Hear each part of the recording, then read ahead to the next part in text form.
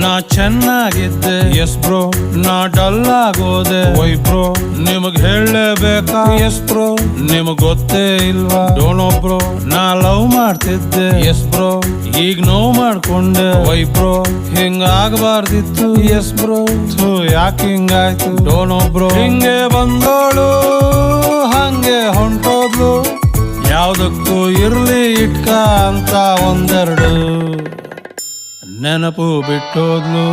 It hertz bro.